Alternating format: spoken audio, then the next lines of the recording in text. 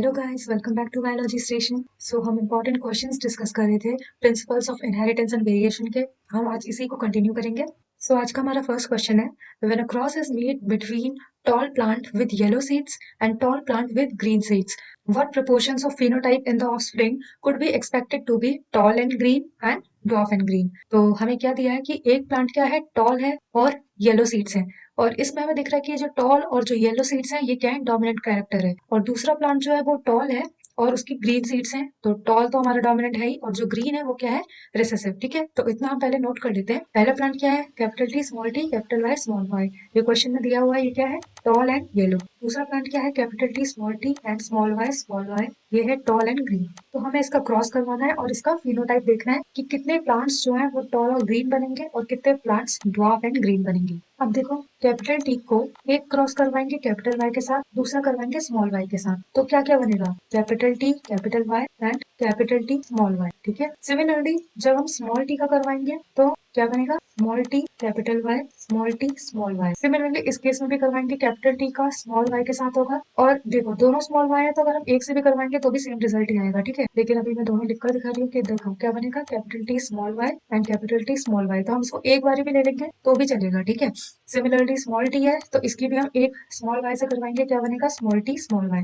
तो हमें अब क्या क्या क्रॉस करवाना है, इसको और इसको एक साइड लेना है, और ये जो चार है इनको एक साइड लेना है और इनका क्रॉस करवाना है। ठीक है, तो पहले इसको लिख लेते हैं। तो एक साइड क्या आएगा, capital T small Y and small T small Y, ये वाले दोनों। ठीक है, और दूसरी side capital T capital Y capital T small T capital Y and small T small Y. ठीक है, अब इसका क्रॉस करवाते हैं। तो फर्स्ट में क्या बनेगा, capital T capital Y small Y. दूसरे में capital T capital Y small Y. तीसरे में capital T small Y capital T small Y capital T capital Y small T capital Y small Y capital T small Y small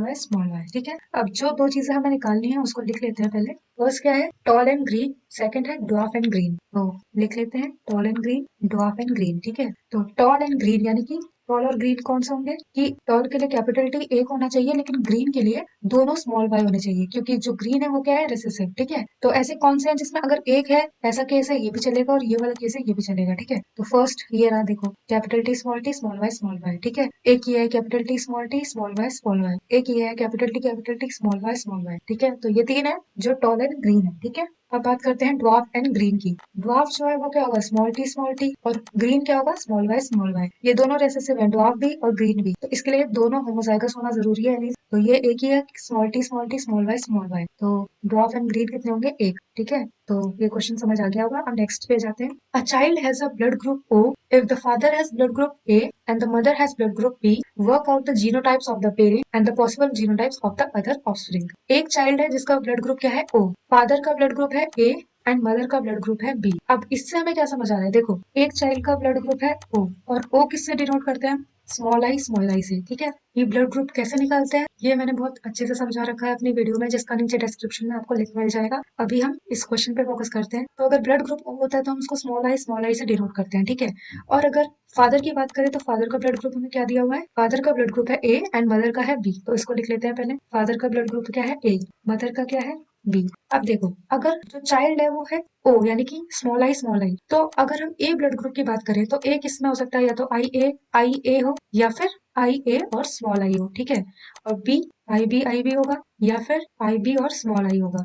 अब ये नहीं हो सकता और ये भी नहीं हो सकता, क्यों, क्योंकि जो चाइल्ड है वो क्या है, स्मॉल आई, यानी कि उसे एक स्मॉल आई तो फादर से मिला है और दूसरा मदर से मिला है, यानी कि ये वाला केस ही हो सकता है, ये वाला नहीं हो सकता। ठीक है, तो अब हमें पता चल गया कि पेरेंट्स का क्या जीनोटाइप है। तो इसको लिख लेते हैं और इसका क्रॉस करवा के देखते हैं, क्योंकि हमसे क्वेश्चन में क्या पूछा है कि हमें इसका जीनोटाइप बताना है पेरेंट्स का, जो हम बता चुके हैं, और बाकी सारे जो भी ऑफस्प्रिंग्स होंगे उनका भी जीनोटाइप क्या क्या हो सकता है वो बताना है। तो पेरेंट्स का जीनोटाइप हमने देख लिया, अब हम देखते हैं कि बाकी और ऑफस्प्रिंग्स में क्या क्या जीनोटाइप हो सकते हैं। तो पहले हम इनको सेपरेट कर लेते हैं, आई ए और small I and I B and small I. ठीक है, तो अब इन सब का क्रॉस करवा के क्या क्या बन सकता है, देखो ये क्या बनेगा, आई ए एंड आई बी, ये क्या बनेगा, आई ए आई, थर्ड केस है I B I, and fourth case क्या है, स्मॉल आई। ये वाला हमने देख लिया था, और बाकी तीन क्या है, IA IB यानी कि ए बी ब्लड ग्रुप भी बन सकता है, ए ब्लड भी बन सकता है और बी ब्लड ग्रुप भी बन सकता है, और ओ तो है ही, हमें क्वेश्चन में दिया हुआ है। तो जीनोटाइप्स चाइल्ड में क्या क्या पॉसिबल हो सकते हैं? चारों, ए बी एंड ओ। ठीक, तो चलिए नेक्स्ट क्वेश्चन पे आते हैं। Name the inheritance in which both the genotype and phenotype ratios are same. हमने एक केस देखा था इनकम्प्लीट डोमिनेंस का। देखो ये सारे टॉपिक्स जो हैं ये मैंने जिस वीडियो में एक्सप्लेन किया है उसका नीचे मैं लिंक दे दूंगी, इसीलिए मैं इनको दोबारा एक्सप्लेन नहीं कर रही हूँ। अभी बस हम इसको शॉर्ट में समझ लेते हैं, जितना हमें क्वेश्चन के लिए रिक्वायरमेंट है उतना। इनकम्प्लीट डोमिनेंस का एक एग्जांपल हमने देखा था प्लांट में, जो था स्नैपड्रैगन प्लांट। इस स्नैपड्रैगन प्लांट में क्या होता है, अगर आपको याद हो कि इसके जो फ्लावर्स होते हैं वो दो होते हैं, एक रेड कलर का और एक व्हाइट कलर का। रेड जो होता है वो डोमिनेंट कलर है और व्हाइट जो होता है वो रिसेसिव है। तो जब हम इसकी क्रॉसिंग करवाएंगे रेड और व्हाइट की, तो बनना क्या चाहिए? रेड ही बनना चाहिए, राइट? क्योंकि अगर एक रेड है एक व्हाइट है और रेड जो है वो डोमिनेंट है, तो जब एक आर कैपिटल और दूसरा स्मॉल है तो क्या बनेगा? डोमिनेंट वाला यानी कि रेड होना चाहिए था।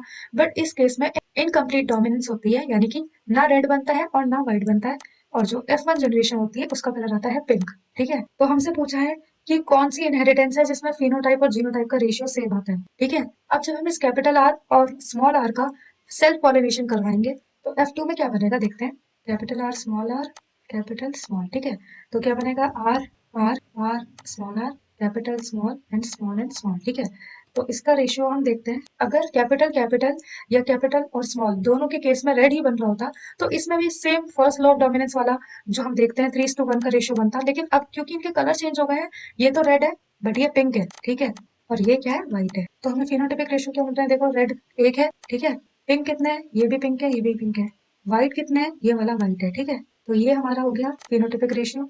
अब जीनोटाइपिक की बात करें यानी कि जीन्स के अकॉर्डिंग रेशियो देखना है, तो कैपिटल आर एक में है, कैपिटल आर दो में है, और स्मॉल आर एक में है। तो इस केस में phenotypic and genotypic ratio same है। ठीक है, यानी कि किसमें सेम होता है? इनकम्प्लीट डोमिनेंस में। ठीक है, ये शॉर्ट क्वेश्चन की तरह बहुत बार पूछा जाता है कि कौन सा ऐसा टाइप है जिसमें फिनोटाइपिक और जीनोटाइपिक रेशियो सेम है, तो उसका आंसर है इनकम्प्लीट डोमिनेंस। ओके, तो चलो नेक्स्ट क्वेश्चन देखते हैं। What are pleiotropic genes? So pleiotropic genes क्या होता है कि देखो कई बार ऐसा होता है कि सिंगल जीन यानी कि एक ही जीन है जो एक से ज्यादा फिनोटाइपिक इफेक्ट्स को कंट्रोल करता है। ठीक है, ऐसे जीन्स को बोलते हैं प्लियोट्रोपिक जीन्स। तो प्लियोट्रोपिक जीन्स कौन होते हैं? जो same gene multiple phenotypic effects को कंट्रोल करते हैं। ठीक है, when a single gene controls multiple phenotypic effects. तो नेक्स्ट क्वेश्चन है, why do the sons of haemophilic father never suffer from the treat? Haemophilic, हमें पता है हीमोफीलिया जो एक डिसीज होती है ये सिर्फ एक्स क्रोमोसोम पर ही होती है। इस क्वेश्चन में क्या पूछा है देखो, कि कभी भी अगर किसी फादर को यानी किसी एक मेल को हीमोफीलिया है तो उसके सन्स को हीमोफीलिया नहीं होता। क्यों? ठीक है, अब इसका हम एग्जाम्पल से समझते हैं। सपोज एक फादर है जिसको हीमोफीलिया है, हीमोफीलिया को हम ये अफेक्टेड जो जीन है इसको हम XA से दिखा रहे हैं, और दूसरा Y जो है ये नॉर्मल है, क्योंकि जो हीमोफीलिया है वो सिर्फ एक्स क्रोमोसोम को ही अफेक्ट करती है, तो Y जो है वो नॉर्मल है और जो X है वो अफेक्टेड है। ठीक है, तो ये फादर है। लेकिन अगर हम मदर की बात करें तो इसमें मदर का केस दिया ही नहीं है, यानी कि मदर हीमोफीलिक नहीं है, वो नॉर्मल है। तो अगर नॉर्मल मदर है तो क्या होगा? एक्स एक्स, और ये एक्स क्या है? ये नॉर्मल है, ये अफेक्टेड नहीं है। अगर हम इनका क्रॉस कर पाएंगे तो क्या होगा देखो, ये बनेगा XXA, और या तो बन सकता है X एंड Y। अब क्वेश्चन ने क्या पूछा कि अगर फादर को हीमोफीलिया है तो सन को क्यों नहीं है? क्योंकि जो फादर का एक्स क्रोमोसोम है ये सिर्फ डॉटर पे जाएगा, जो सन को एक्स क्रोमोसोम मिलता है वो मदर से मिलता है, क्योंकि ये जो वाई क्रोमोसोम है ये उसको फादर से मिल रहा है। तो अगर मदर नॉर्मल है तो जो सन है वो हमेशा नॉर्मल होगा, उसको कभी भी हीमोफीलिया नहीं होगा। और जो फादर का एक्स क्रोमोसोम है वो किस पे जा रहा है? डॉटर पे। और ये डॉटर में भी एक जो है वो नॉर्मल है और एक जो है वो अफेक्टेड है। तो ये जो डॉटर होगी ये क्या होगी? कैरियर होगी, मतलब इसको हीमोफीलिया नहीं है, ये सिर्फ एक कैरियर है। यानी कि ये अपने नेक्स्ट जनरेशन में हीमोफीलिया ट्रांसफर कर सकती है, बट इसको खुद को हीमोफीलिया नहीं है। ठीक है, तो अब रीजन समझ आ गया ना कि अगर फादर को हीमोफीलिया है तो सन को क्यों नहीं है? क्योंकि उसको एक्स क्रोमोसोम मदर से मिल रहा है, फादर से तो उसको सिर्फ वाई क्रोमोसोम मिल रहा है। ठीक है, ये इसका रीजन है। नेक्स्ट क्वेश्चन है, a man with AB blood group marries a woman with O blood group. Work out all the possible phenotypes and genotypes of the progeny. Discuss the kind of domination in the parents and the progeny in this case. Man का blood group है AB, women का है O, इसको लिख लेते हैं। जो women है उसका ब्लड ग्रुप है O यानी कि स्मॉल आई, और जो मैन है उसका है AB यानी कि IA एंड IB। हमसे पूछा है कि इनकी प्रोजेनी यानी कि इनके जो ऑफस्प्रिंग होंगे उनका क्या जीनोटाइप और फिनोटाइप हो सकता है। ठीक है, तो इनका क्रॉस करवा के देखते हैं। पहला केस क्या है? IA एंड I, सेकेंड है IB एंड I, इसमें भी सेम बनेगा IA एंड I, एंड इसका भी सेम है IB एंड I। ठीक है, जो फर्स्ट क्वेश्चन है जिसमें हमें पॉसिबल जीनोटाइप एंड फिनोटाइप बताना है, तो जीनोटाइप क्या क्या पॉसिबल है? IA and small I and IB and small I. ठीक है, और इनके फिनोटाइप क्या क्या होंगे, आई ए एंड आई का क्या होता है A, and I B and B का क्या होता है बी, यानी कि ए एंड बी ये दो पॉसिबल है। ठीक है, इसका नेक्स्ट पार्ट है discuss the kind of domination in the parents and the progeny in this case. Domination बताना है कि पेरेंट्स में और प्रोजेनी में क्या क्या हमें दिख सकता है। देखो ये तो हमें पता है कि जो ब्लड ग्रुप है इसमें क्या दिखता है हमें, मल्टीपल एलिलिज्म है ना। मल्टीपल एलिलिज्म का क्या मतलब होता है, जब किसी जीन के दो से ज्यादा एलिलिक फॉर्म प्रेजेंट होते हैं। इस केस में तीन एलिलिक फॉर्म प्रेजेंट है आई जीन के, एक है आई ए, दूसरा है आई बी एंड तीसरा है स्मॉल आई। तो मल्टीपल एलिलिज्म हमें इसमें देखने को मिलता है। हम इसमें क्वेश्चन में देख सकते हैं जो पेरेंट है ये क्या है, आई ए भी है और आई बी भी है इसमें, और तीसरा स्मॉल आई भी है। तो पेरेंट्स में हमें मल्टीपल एलिलिज्म दिख रहा है और वो ऑफस्प्रिंग में भी दिख रहा है एक्चुअली। दूसरा हमें इसमें दिखता है कोडोमिनेंस। कोडोमिनेंस का मतलब है कि ये जो आई ए एंड आई बी है ये दोनों कोडोमिनेंट है, ये हमें पेरेंट में दिख रहा है। देखो एक आई ए है और दूसरा आई बी है, लेकिन ये दोनों जो है ये डोमिनेंट है ओवर स्मॉल आई। ठीक है, अगर ये स्मॉल आई के साथ प्रेजेंट होगा जैसे इस केस में है, तो ये अपना इफेक्ट दिखाते हैं क्योंकि ये डोमिनेंट ट्रेट है। अगर ये स्मॉल आई आई बी के साथ प्रेजेंट है तो बी ब्लड ग्रुप है, अगर ये आई ए के साथ प्रेजेंट है तो ए ब्लड ग्रुप है। लेकिन जब ये दोनों साथ में प्रेजेंट है तो इन दोनों का इक्वल ट्रेट विजिबल होता है और ये क्या ब्लड ग्रुप बनाता है, ए बी।